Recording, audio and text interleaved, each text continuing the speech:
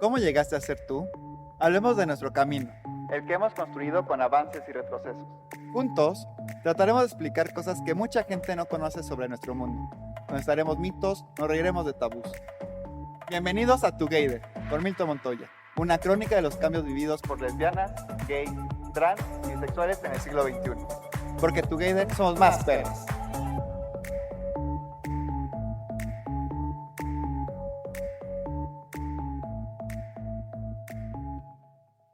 Bienvenidos, bienvenidas, bienvenides a su podcast Together. Luego de predicar al aire libre, sin dinero para alquilar un local, el 9 de julio de 1977, el pastor Edir Macedo consiguió abrir las puertas de la Iglesia Universal del Reino de Dios.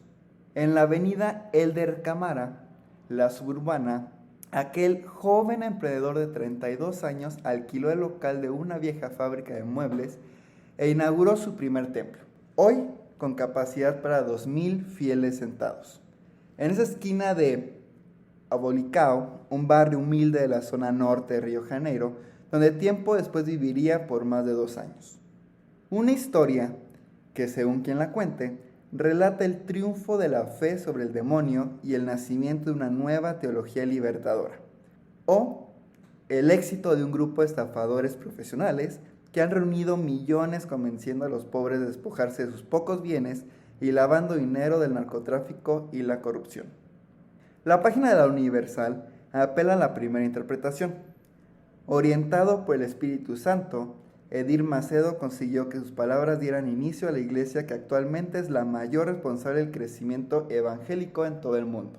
Dice: lo último es verdad. Presente en más de 200 países, la Universal no para de crecer y es mucho más que una iglesia.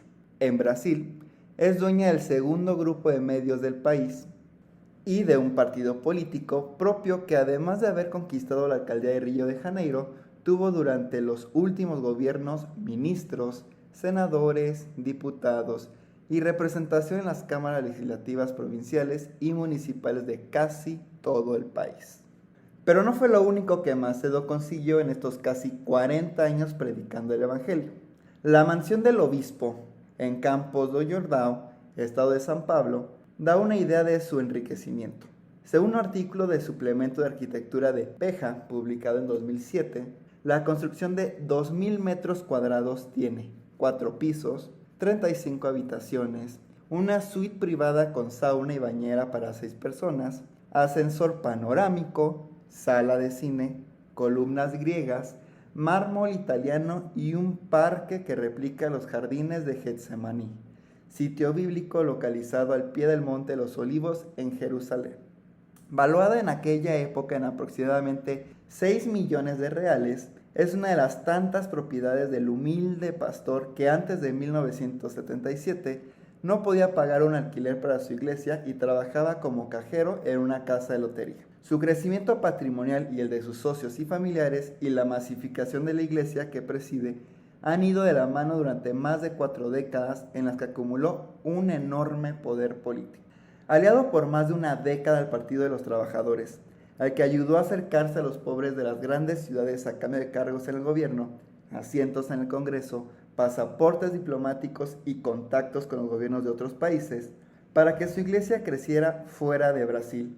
Y el partido fundado por Macedo, Crivella, y el ya fallecido ex vicepresidente de Lula, José Alencar, apoyó en 2016 el impeachment de Dilma. Continuó en el poder con Temer y ahora es aliado de Jair Bolsonaro. De acuerdo con el censo del 2010, el 22.2% de la población de Brasil es evangélica y ese porcentaje no para de crecer. El año 2000 era el 15.4% y en 1991 el 9%.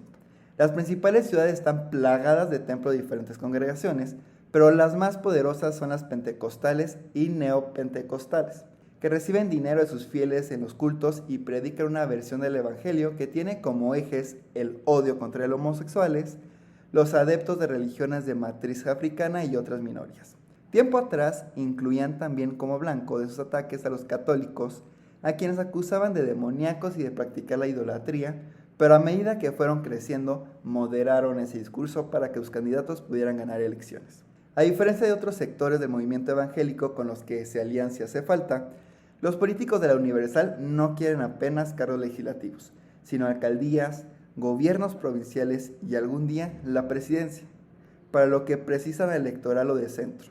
Para ello han formado una poderosa corporación que mezcla religión, política y negocios. Recorriendo Río de Janeiro y los municipios cercanos, asusta la cantidad de sucursales de la Universal y otros emprendimientos similares, franquicias de la marca Jesucristo. En todos los barrios, principalmente en los suburbios, hay tantas iglesias como kioscos en Buenos Aires y panaderías en Barcelona. Es imposible caminar más de 5 cuadras sin ver uno de esos salones de puertas abiertas, repletos de personas escuchando a su pastor, rezando o cantando. En los trenes que pasan por la periferia de la ciudad, aunque está prohibido, los pastores hacen una especie de culto en los vagones y en los templos. Cuando hay elecciones, llaman a sus fieles a votar por los candidatos apoyados por sus iglesias, lo que también, de hecho, es ilegal. Tienen programas en la televisión abierta, señales de cable y emisoras de radio. En las calles céntricas destaca la presencia del ejército de fieles de Macedo, que reparte el periódico Forja Universal, donde puede leerse artículos que explican, por ejemplo, que las mujeres deben obedecer a sus maridos. Son muchas las iglesias que disputan el mercado de las almas, el diezmo y los votos en Brasil, pero las más poderosas son la Asamblea de Dios y la Iglesia Universal, con miles de templos en todo el país. En Río de Janeiro, también en la avenida suburbana, tiene un edificio monumental, el Templo Mundial de la Fe, con capacidad para 12,000 fieles y una estructura similar a la de un anfiteatro de más de 2 manzanas, con amplio estacionamiento privado. En Sao Paulo, Macedo abrió en 2014 las puertas de su nuevo proyecto faraónico, el Templo de Salomón, que costó 680 millones de reales, tiene una sala principal para 10,000 personas y recibió en su inauguración a la expresidenta Dilma Rousseff, el gobernador Geraldo Alckmin y el exalcalde Fernando Haddad. En cada templo de la Universal, custodiado por agentes de seguridad privados, hay cultos todos los días, en diferentes horarios y para diferentes públicos. Vehículos con altoparlantes recorren los barrios más pobres invitando a asistir. Problemas de pareja, infidelidades, conflictos familiares, desempleo, problemas con el trabajo, depresión, enfermedades que los médicos no pueden curar. Venga a la Iglesia Universal. En los cultos se realizan exorcismos que llegaron a ser transmitidos por los programas de televisión de Macedo. Los pastores luchan contra los demonios y los expulsan del cuerpo de los fieles, con escenas que recuerdan a la película de William Friedkin, en la que un cura libera el cuerpo poseído de Linda Blair. Los predicadores se ofrecen para terminar con todos los males causados por el demonio y por la falta de fe, y prometen curar enfermedades, conseguir empleos o solucionar conflictos amorosos. La consigna "Pare de sufrir" convoca a multitudes en una sociedad desigual, en la que la injusticia social y la violencia empujan a millones a la desesperación, y cada día, a sala llena, miles de pastores contratados por Macedo venden esperanzas que no deberán esperar a la otra vida para cumplirse. El paraíso terrenal está al alcance de la mano y puede comprarse en la Iglesia Universal, que lo vende en nombre de Jesús. Si la inversión no da resultado, es porque otros todavía no se convirtieron o no pagan el diezmo, y están perjudicándote. Lo que puedo dar, lo doy todo, dice emocionada una mujer humilde mostrando su billetera vacía. Esta imagen se puede ver en un video filmado por los propios pastores para los programas televisivos de la iglesia y reproducido en 1989 durante un informe en la antigua TV Manchete. La cámara se acerca, el pastor sube a la mesa llena de dinero y se arrodilla sobre los billetes, monedas y cheques amontonados. Apoyado sobre la Biblia, recita una oración para bendecir lo recaudado, y sobre la mesa hay una montaña de dinero ofrecido por fieles que no llegan a fin de mes. La formación de los pastores de la Universal, contratados con salario fijo en todo el país, se centra en la habilidad para conseguir que los fieles dejen su dinero en la iglesia. En otro video casero, entregado a la TV Globo por un pastor arrepentido, puede verse al dueño de la Universal adoctrinando a sus recaudadores. En los cultos se recauda de 1000 maneras. También se venden los libros de Macedo, sedes de cribela y objetos bendecidos. Cuando las sesiones se transmiten por televisión, una placa detalla las tarjetas de crédito aceptadas y el pastor mira a la cámara y explica cómo comprar, como en las publicaciones de Llame Ya de los canales de cable. También aparece el número de la cuenta bancaria para aportar el diezmo desde el hogar. Los libros, películas y hasta polos de la iglesia pueden adquirirse por internet a través del sitio Arca Universal. En su disco La Olla del Diablo, el músico de rock Raúl Seijas había incluido una canción, El Pastor Joao y la Iglesia Invisible, que decía: para los pobres y desesperados y todas las almas sin hogar, vendo barato mi nueva agua bendita en 3 cuotas. Cualquiera puede pagar. En cuotas o al contado, la Iglesia Universal del Reino de Dios lleva 3 décadas vendiendo más que agua bendita. Es un negocio muy rentable. Una de las bases doctrinarias en la Universal es la teología de la prosperidad. Según sus principios, los fieles deben entregar dinero a la iglesia para recibir la bendición de Dios, que los hará prósperos. Quien sacrifique su billetera para ayudar a Jesucristo recibirá la recompensa no en el cielo, sino en la tierra. Los programas de televisión conducidos por pastores relatan historias de fieles que luego de dar su diezmo y realizar ofertas, ganaron la lotería, triunfaron con una empresa, consiguieron un mejor trabajo, recibieron un aumento de sueldo, porque fue Dios quien los recompensó. Macedo justifica el diezmo y las ofertas. Quien quiera gozar de las riquezas materiales no puede esperar que sus oraciones, ayunos y vigilias lo hagan prosperar. Como alguien que no siembra podrá tener derecho a recoger, sería como mínimo una injusticia por parte de Dios hacer prosperar quien no tiene coraje para sembrar. Quien quiera prosperar precisa pagar el diezmo y realizar ofertas de fe para merecer que lo sembrado se multiplique y recogerlo. Son las reglas impuestas por el propio Dios. La teología de la prosperidad ha hecho prósperos a Macedo y sus socios y ha dado lugar a varias investigaciones y procesos judiciales por corrupción.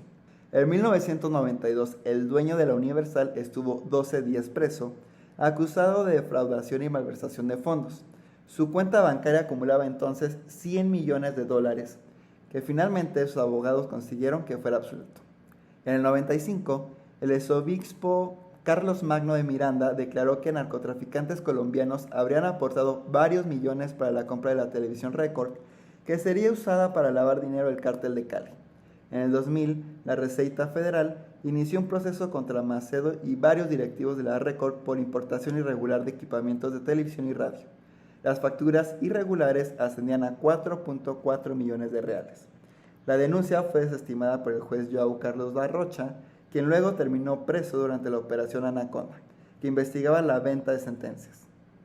En otro escándalo, en julio del 2005, João Baptista y otros políticos y pastores de la Universal fueron descubiertos en el aeropuerto de Brasilia por la Policía Federal llevando en sus maletines 10.2 millones de reales no declarados, a bordo de un avión privado alquilado por la iglesia por $90,000 mensuales. En un comunicado oficial, la Universal declaró que se trataba de dinero donado por los fieles y destinado al pago de impuestos, alquileres y otros gastos corrientes. Las iglesias evangélicas vienen hace muchos años infiltrándose en todos los poderes del Estado y lanzando candidatos en cada elección, que cuentan con el apoyo decisivo de sus pastores y de sus medios de comunicación. En el Congreso del Estado, la bancada evangélica que hace cultos religiosos dentro del recinto contaba con la anterior legislatura con más de 75 diputados y 3 senadores, electos por diferentes partidos del sistema y opositores, que actúan juntos como bloque en todo lo que les interesa: impedir la legalización del aborto, oponerse a los derechos de la población LGBT, aprobar leyes por las que sus iglesias no pagan impuestos o tienen otros privilegios, bloquear cualquier proyecto relacionado con la educación sexual y la prevención del bullying homófobo en las escuelas, etc. De las diferentes denominaciones pentecostales y neopentecostales que participan en esa red, la Iglesia Universal del Reino de Dios es la que supo articularse políticamente de forma más orgánica y eficiente, transformándose en principal interlocutora del PT con el sector.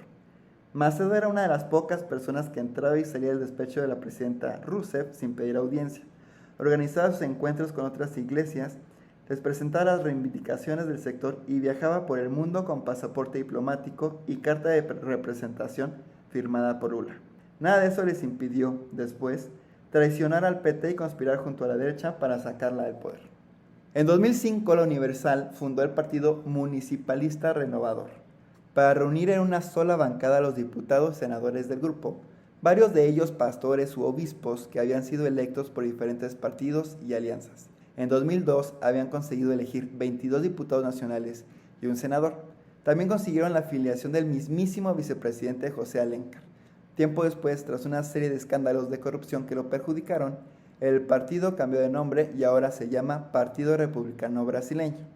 El sello usado por Crivella para su candidatura a alcalde de Río de Janeiro, en la que concurrió aliado al Partido de la República, el también pastor evangélico Antony Garotinho, que asimismo acabó en prisión domiciliaria por corrupción poco después de las elecciones.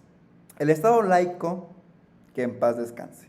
El fundamentalismo evangélico crece y se consolida como la principal amenaza para la democracia en América Latina, como ante los militares, anticipando un futuro cada vez más oscuro de corrupción, autoritarismo y persecución contra las minorías como la comunidad LGBT.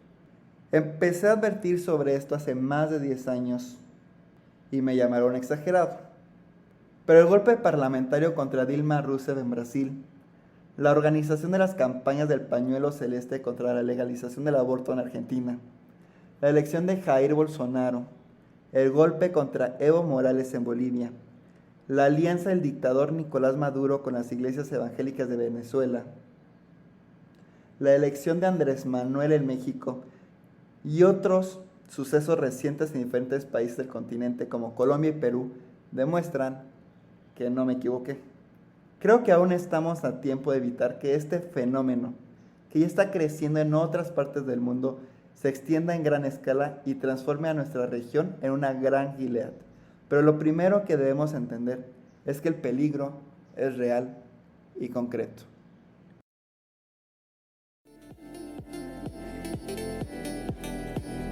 Gracias por escuchar Together, podcast hermano de Ponte Perra.